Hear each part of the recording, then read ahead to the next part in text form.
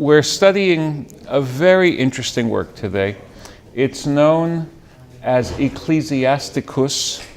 It's also known as the Wisdom of Ben Sira, or just Sira, and that's how I'll be referring to it. Because the author of this work is a man named Yeshua, son of Elazar, son of Sirach. So somehow Elazar got lost, but we know that he was the actual son of Sirach, but it is his son, Yeshua, who is the author, Ben Sira. Very interesting work. It repays a close study. It's a hefty work too. It runs to over 50 chapters. Now, I'm entitling this examination Biblical Wisdom in a Post-Biblical World. I think that's a good handle for understanding what's going on in the writings of Ben Sira. Biblical wisdom in a post-biblical world. But remember that for me, post-biblical means post-Ezra, post-Old Testament. So the post in post-biblical is not yet post for the New Testament. We're still pre-New Testament. But the characteristic world of the authors of the Hebrew Scriptures has been replaced by something else. I began to describe this when we spoke about Ecclesiastes, Kohelet, 2 sessions ago, but now we're going to describe it a little bit further, because my thesis is that Ben Sira represents a conservative restatement, reaffirmation of much of biblical wisdom in this new society. But by definition, when you reassert the old in new times, you phrase it differently. If you were to listen to Prokofiev's Classical Symphony, which is a delightful work of music, I hope you know it, and you were then to learn that Prokofiev wrote it on a challenge, as a response to a challenge, how come we can't write music in the style of Haydn? So it's his attempt to convey some of the beauty he wanted to introduce into the world in the spirit of Haydn. But if you listen to a Haydn symphony and then you listen to Prokofiev's Classical Symphony, you'll realize that they're not the same. Haydn is classical, Prokofiev is classicizing. Understand the difference? Classicizing. Ben Sira is not the classical expression of biblical wisdom that you see in the book of Proverbs. It is the classicizing, later conscious emulation of this older model. And as we look closely, we're going to see the thumbprints of the day and age of Ben Sira. So a word or two about that day and age. In 332, before the beginning of the Christian era, so all my dates are going to be BCE, so we're going to be going down. The lower the date, the later the year. In 332, Alexander the Macedonian, Alexander the Great, conquers the Persian Empire and takes control over the land of Israel. In terms of all the other big battles, his taking control of the land of Israel was rather easy. And it was not the scene of major fighting. That happened elsewhere. Alexander died shortly thereafter. His leading generals, who are known as the Diadochoi, fought it out amongst themselves. And there are 2 successor states that are of great interest to us. The first one was founded by one of his leading generals, Ptolemy Lagi, in Egypt, and the other one was founded by his general Seleucus in Syria. Now, if you think about the map, you've got Syria and Egypt and the land of Israel right in the middle. Very important and therefore very hotly contested land bridge between these 2 rival states.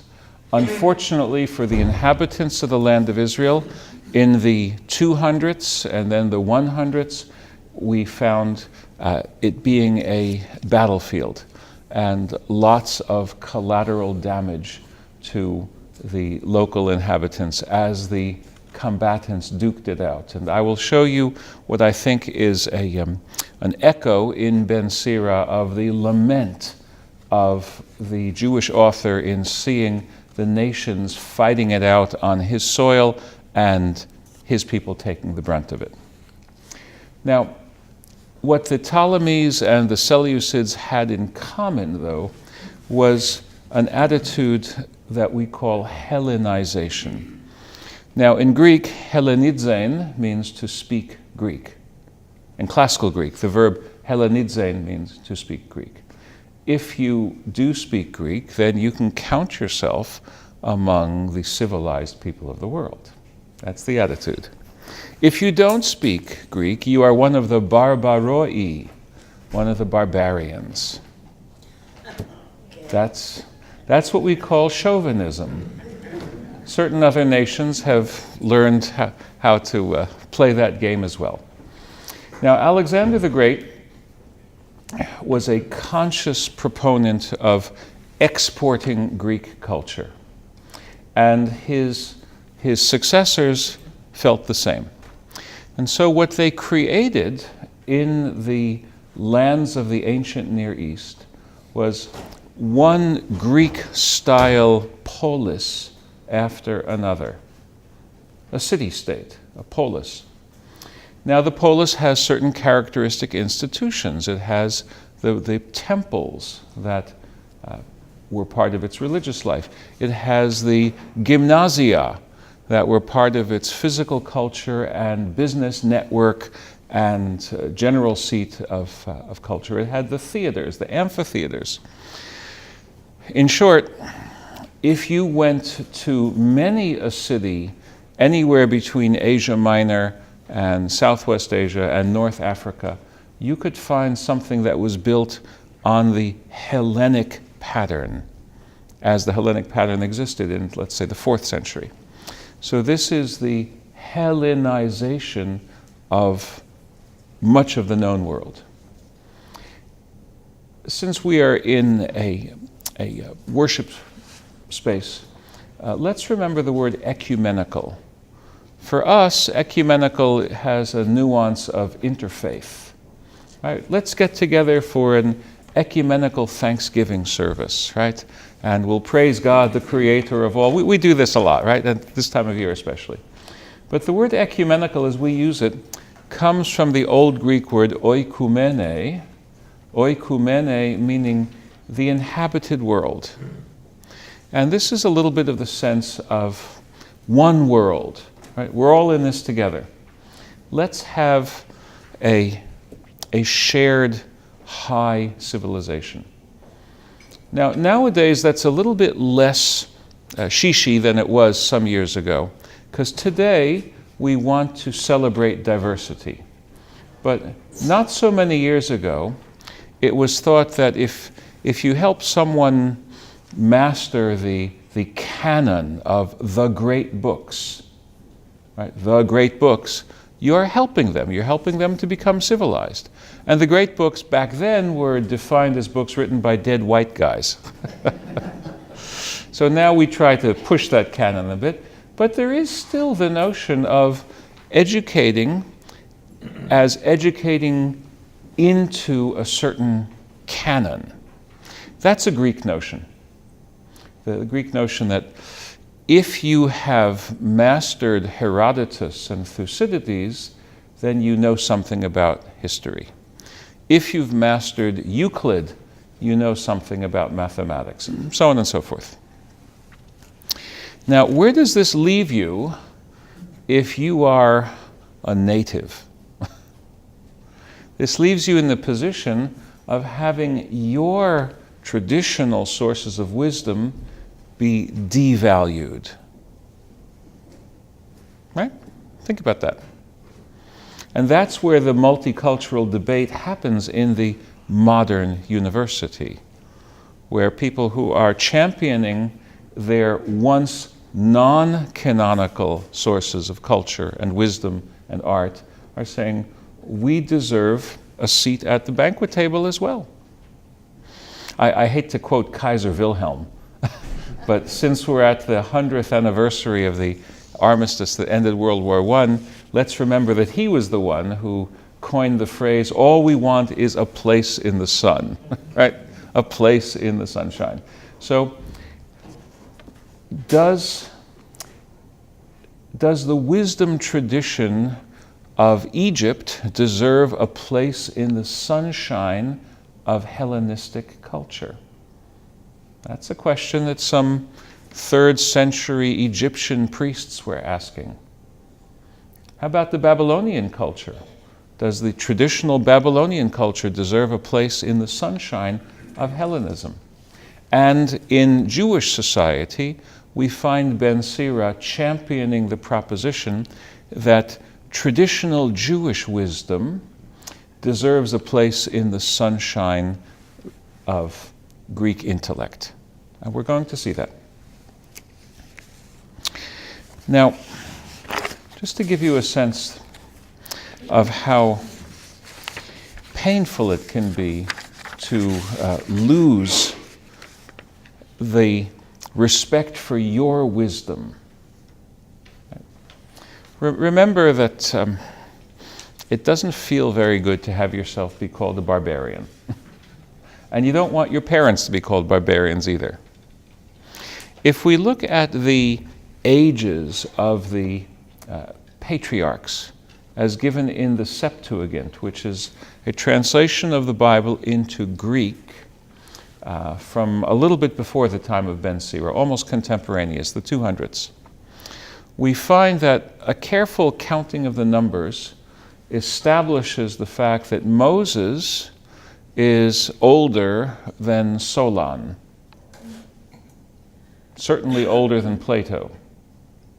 And the point of this is for us, we the Aborigines, to be able to say to those, the cultural chauvinistic imperialists, we were doing this before you ever were. Reminds me of the put-down that Benjamin Disraeli gave in the Parliament of England, of Great Britain, to someone who dismissed the Hebraic contribution to civilization. Basically, Disraeli said, when my learned critics' ancestors were still on the Scottish heath, painting themselves blue and wandering around and breaking heads indiscriminately, my ancestors were psalmists and prophets and teaching of a world where nation would not lift up sword against nation. So, I, as a descendant of these, so-called Aborigines, have my own claim to wisdom, and let's not forget that. Now, Ben Sira, therefore, is a man who knows the Hellenistic world. He appreciates part of it, but he doesn't want to lose himself in it. I'm just going to demonstrate with one citation his knowledge of the Hellenistic world. We could easily multiply this literally 100-fold, but I'm going to show you one which is very famous. In chapter 11 of Ben Sira, which is a chapter about trusting in God's providence. By the way, we don't have our Bibles here. I'm not sure where our Bibles went. Okay. Well, I'll read it for you in any case. By the way, I can recommend a very fine recent translation of the book under the general title of the Anchor Bible. It used to be Doubleday. Now I think it might be Yale University Press. I'm not sure. But when this was published, it was Doubleday. The Wisdom of Ben Sira. The translation was by Patrick Skehan. The introduction by a very fine Bible scholar, Alexander Dilela. So Skehan translates Ben Sira 11:28. And as you listen to this, go through your own Rolodex, your own database. Think if you can remember famous Greek texts that say the same thing. Ben Sira says,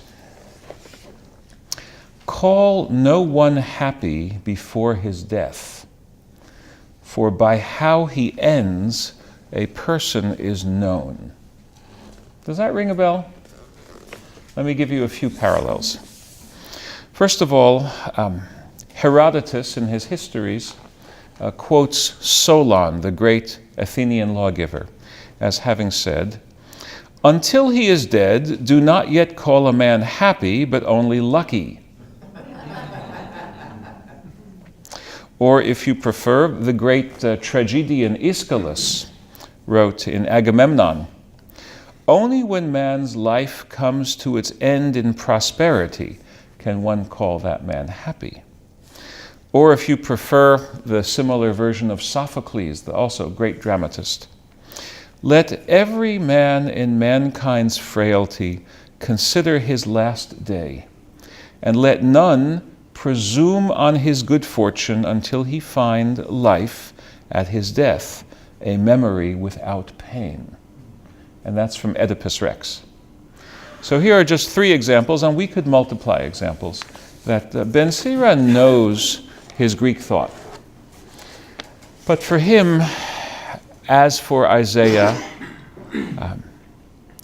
the word of the law came from Jerusalem.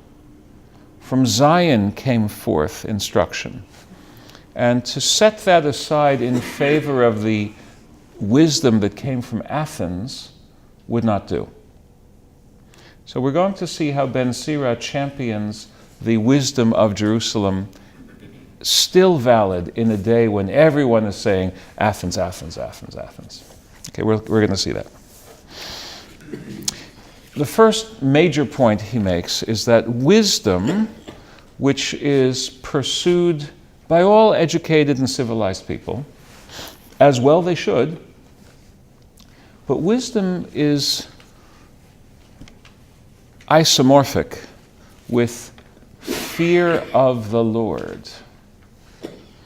And it's almost like a Euclidean chain of theorems. And that is isomorphic with faithfulness to God's law. So everyone's looking for wisdom. Following Proverbs, following, as we would say, King Solomon, Ben Sira says, well, the beginning of wisdom is reverence for the Lord. Reshit chokhmah yirat Adonai. The fear of the Lord is the beginning of wisdom. This is famous old biblical teaching. But Ben Sira makes explicit what is simply a tacit assumption in Proverbs. And that making explicit is that the fear of the Lord is the keeping of the commandments.